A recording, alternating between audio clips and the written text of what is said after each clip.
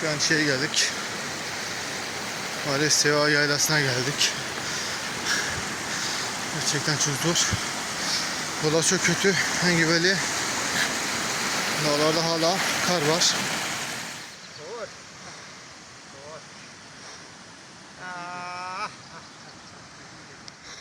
Biz de Kürtçe buna da lüşe diyoruz. Komple lüşe var burada.